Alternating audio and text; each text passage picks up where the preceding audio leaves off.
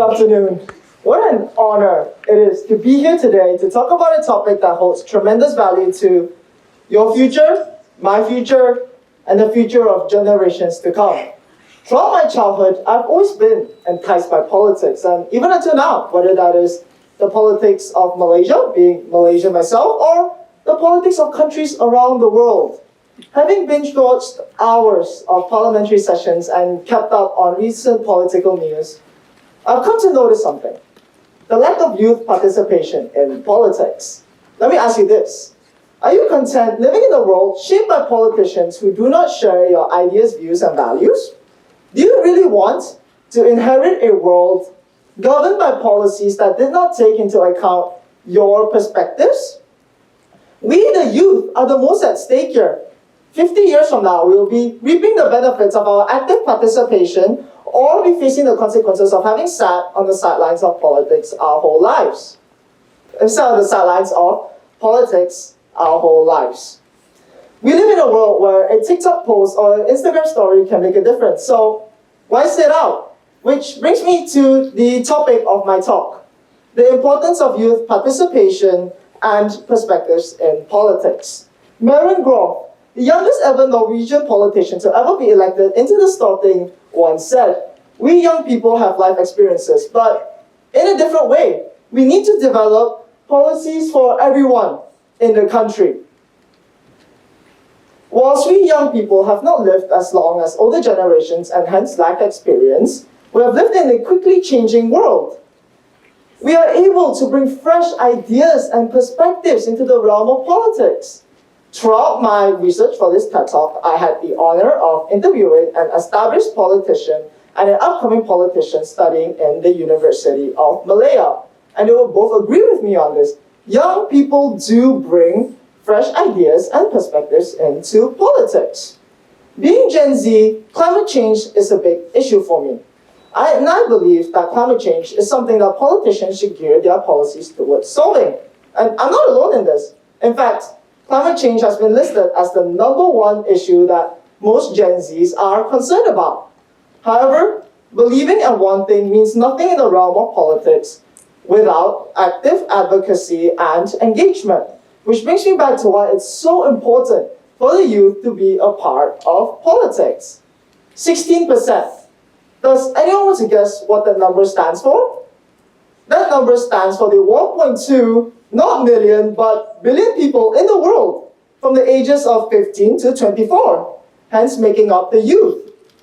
Making up such a large part of the population, wouldn't you want to be represented more? But how could you be represented more? How could you be more actively engaged and involved in politics? Throughout my research for this TED Talk, I've placed a heavy emphasis on being involved and engaged in politics, being that you run for state or parliamentary seats. However, I soon come to realize that being involved and engaged in politics also means being politically aware, voicing your political opinions, or doing something as simple as voting. But how? Well, for starters, being politically aware is rather simple. You can read up on political news and happenings in your country, or you can watch parliamentary sessions or keep up with the United Nations, or you can even do research on major political parties and organizations in your country and around the world. Moving on, how can we ensure that the youth are comfortable voicing their political opinions without the social stigma of youth aren't interested in politics hold the youth back? Well, at the end of the day, it starts with us, the youth. It comes down to us. If we want to make change, if we want change, we have to make the change. We have to be the change. It starts with us taking the first step to step out of our comfort zone and say, hey, we are interested in politics. This is what we want. Have a sit down with your friends and start a conversation about politics. Attend a peaceful rally, or even join a peaceful rally or start one and gain support. Moving on, throughout my research for this TED Talk, including local interviews with local politicians, they have placed a strong emphasis on the need for educational and social reforms in order for the youth to be more actively engaged and involved in politics.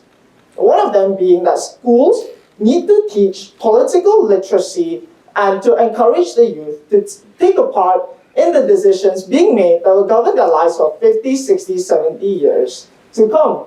According to a study published in 2016 titled The Compensation Effects of Civic Classes, How Civic Classes Make Up for Missing Parental Socialization, there is a simple solution towards encouraging the youth to take more part in politics. And it's that schools need to teach politics in school. With that, researchers have also established that young people who are exposed to politics from home, whether that is being from a family with a political background, or just having a book about politics lying around, could go a long way in empowering them to be politically active. However, not every child has access to that kind of privilege. Which brings me back to why it's so crucial for schools to teach politics. School systems can be changed on a national and global scale at once, hence igniting the minds of young people around the world and impacting the lives of generations to come. Moving on, constitutional change and amendments can be passed in order to provide the youth with more opportunities to take part in politics. According to the OECD, in 2020, Norway and Finland had the highest share of parliament members under the age of 40 compared to any other countries in the world. So, what are these countries doing that we can learn from? Well, there is no definitive answer to that. There is no one solution. But according to Reginald Luis Marias, a professor of political science at the University of Bergen, one of the major contributing factors to Norway's relatively young politics parliament is their electoral system. In Norway, several candidates can be elected into the parliament from the same organization, from the same district. This should detract political parties from the fear of losing seats, hence only sending their more experienced politicians, and will encourage them to give younger, less experienced politicians a try. Before I leave today, I want you to imagine a world. I want you to imagine a world where young people are more engaged and involved in politics.